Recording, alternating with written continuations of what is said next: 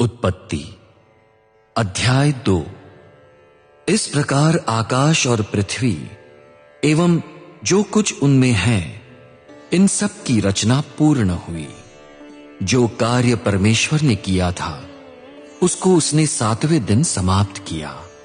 उसने उस समस्त कार्य से जिसे उसने पूरा किया था 7वें दिन विश्राम किया।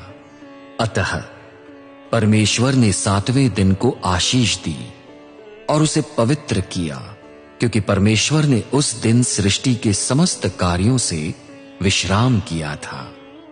आकाश और पृथ्वी की रचना का यही विवरण है। मनुष्य की उत्पत्ति का अन्य वर्णन। प्रभु परमेश्वर ने पृथ्वी और आकाश को बनाया, पर उस समय धरती पर भूमि का कोई पौधा उगा नहीं था और न ही भूमि की कोई वनस्पति अंकुरित हुई थी, क्योंकि प्रभु परमेश्वर ने पृथ्वी पर वर्षा न की थी और भूमि की जोताई करने के लिए मनुष्य न था। कुहरा धरती से ऊपर उठा और उसने समस्त भूमि सींच दी। तब प्रभु परमेश्वर ने मनुष्य को भूमि की मिट्टी से गढ़ा तथा उसके नथुनों में जीवन का श्वास फूंका और मनुष्य एक जीवित प्राणी बन गया। अदन का उद्यान।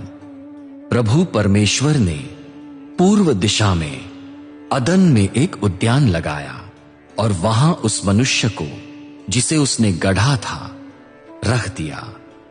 प्रभु परमेश्वर ने समस्त वृक्षों को जो देखने में सुंदर थे और आहार के लिए उत्तम है, भूमि से उगाया।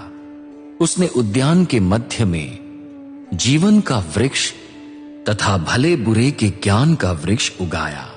एक महानदी उद्यान को सींचने के लिए अदन से निकली और वहां विभाजित होकर 4 नदियों में परिवर्तित हो गई। पहली नदी का नाम पीशोन है। ये वही नदी है जो हवीला देश के चारों ओर बहती है, जहां सोना पाया जाता है। उस देश का सोना उत्तम होता है। वहां मोती और सुलेमानी पत्थर भी पाए जाते हैं। दूसरी नदी का नाम गिहोन है। ये वही नदी है जो कुश देश के चारों ओर बहती है। तीसरी नदी का नाम दजला है, जो असीरिया देश की पूर्व दिशा में बहती है। चौथी नदी का नाम फरात है। प्रभु परमेश्वर ने मनुष्य को लेकर अदन के उद्यान में नियुक्त किया कि वो उसमें खेती करें और उसकी रखवाली करें। प्रभु परमेश्वर ने मनुष्य को आज्ञा दी, तुम उद्यान के सब पेड़ों के फल निसंकोच खा सकते हो, पर भले बुरे के ज्ञान के पेड़ का फल न खाना, क्योंकि जिस दिन तुम उसका फल खाओगे तुम अवश्य मर जाओगे। प्रभु परमेश्वर ने कहा, मनुष्य का अकेला रहना अच्छा नहीं, मैं उसके लिए एक उपयुक्त सहायक बनाऊंगा। अतः प्रभु परमेश्वर ने भूमि की मिट्टी से वन के समस्त पशु और आकाश के सब पक्षी गढ़े। वो उन्हें मनुष्य के पास लाया कि देखें मनुष्य उनका क्या नाम रखता है। प्रत्येक जीव जंतु का वही नाम होगा जो मनुष्य उसे देगा। मनुष्य ने सब पालतू पशुओं, आकाश के पक्षियों और वन पशुओं के नाम रखे, किंतु मनुष्य को अपने लिए उपयुक्त सहायक नहीं मिला। अतः प्रभु परमेश्वर ने मनुष्य को गहरी नींद में सुला दिया। जब वो सो रहा था तब उसकी पसलियों में से एक पसली निकाली और उस रिक्त स्थान को मांस से भर दिया।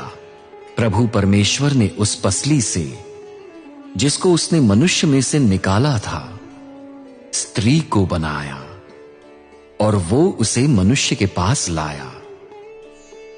मनुष्य ने कहा, अंततः ये मेरी ही अस्थियों की अस्थि, मेरी ही देह की देह है। ये नारी कहलाएगी, क्योंकि ये नर से निकाली गई है। इसलिए पुरुष अपने माता पिता को छोड़कर अपनी पत्नी के साथ रहेगा और वे एक देह होंगे। मनुष्य और उसकी पत्नी नग्न थे, पर वे लज्जित न थे।